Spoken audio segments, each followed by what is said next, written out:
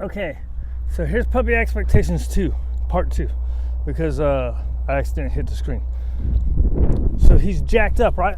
There's a toy right there too. It doesn't matter if the toy's there or not. He's jacked up because he hasn't had any exercise. Our early walk was about 15, maybe 20 minutes. It wasn't as long as normal, so he's jacked up. There's toys over there, but he's used to coming out and he's used to replay, do something exciting, right? So the point is, if you don't do something to get his energy down, when you try to walk, you could just stand there, right? And just let him do craziness. I mean, that is a strategy, right? Like I'm just standing here talking and he's settling down, right? And you can reward him for it too, right? So he's jacked up, right? So we've had really good heel drills, right? So just think if he's jacked up at the door, then you go outside and he's jacked up and you're trying to walk down the sidewalk, there's no way. So you got to keep stopping. Or you got to do your heel drills to get him focused on you. Ideally, you're playing with him first to get some of that puppy energy out. Let's see how he does. Oh, good boy. So he's proving me wrong, right? It's not that bad. Now we've been doing a lot of work, right? So, and I let him settle down. So you can let him be crazy at the door if you want. You can let him be crazy on the way to the sidewalk if you want. It's going to be, oh my God, that hurt. The toy right there is a distraction, right? Right, so see how he's really distracted? You could do a couple things. You could just keep going and let the pressure be, or you can correct it, right? But you've got to, if you go and try to do a 30-minute walk without doing some kind of settle the brain down thing, like these heel drills, a little pressure, because he's got to pay attention to me stopping, right? And you see my arms doing nothing. It's him hitting the pressure because he's not paying attention. Good boy, now we can go forward. Now he wants to pull forward, so we can go. If he's not paying attention, we can correct it. All right, you see how nice and soft it was? Because he's not trying to fly off, right? And you also come down, right? So, get that food, right? So it's positive reinforcement, it's negative reinforcement. Good boy, because you're applying pressure with the turn. Well, I guess that's not negative reinforcement. It's a natural negative reinforcement, right? Got your outside turns.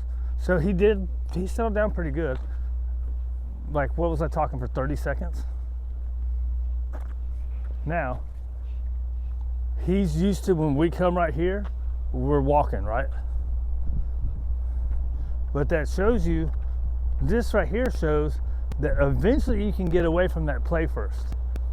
But until he gets good leash manners with you, you need to play first. Get the energy out, then go do some heel drills, and then go for a walk.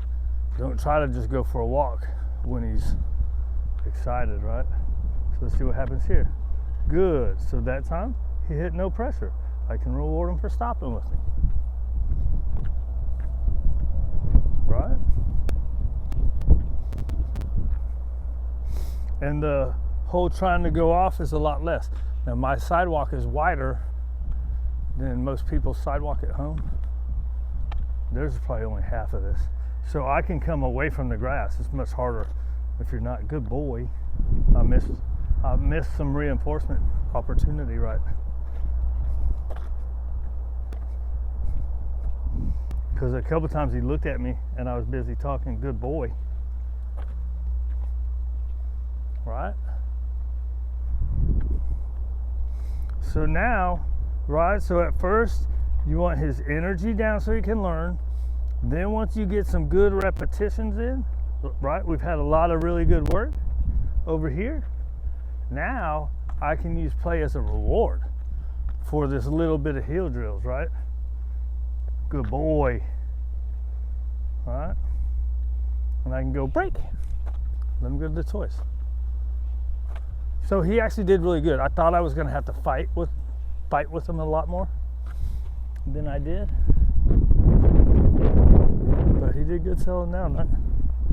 they like to do that, right? When I have a plan in mind, they like to do opposite of what I think is going to happen, right? So you start off play, right? Play, then heel drills, then walk, and then it ends up changing eventually. Once the dog understands and knows, then you can start doing your heel drills while they're still jacked up, right? Because now they've learned and they understand. Now you can do your heel drills while they're highly aroused. Now it's still going to be a little bit hard. And here's the other thing. We've been doing a lot of work, right? So if at home he's used to them like pulling them like crazy, it's not going to go as smoothly. So they need to play first and then get to it, right? So anyways, that's the idea anyways. Initially you have to play in order to get them into a focused brain, because they're just so jacked up. But once they've learned and they know the rules, then you start doing it. You take that play and you use it as reward instead. Instead of bringing them down, you're using it for reward, right? So for me, depending on how excited they are inside the door, like with Nova, I got to start fixing it, because she started, at first it was just a little wiggle butt. Now she's like pushing everybody out of the way, jumping all over the place, right? So she went really fast from like, oh, it's just kind of cute, to like, right. So you just have to watch that, right? Sometimes it's a slow progression, so you might not notice. I usually watch it. Hers was pretty fast. When I took her from, when I started not crating her anymore, it was pretty fast after that. All right, so anyways, whatever.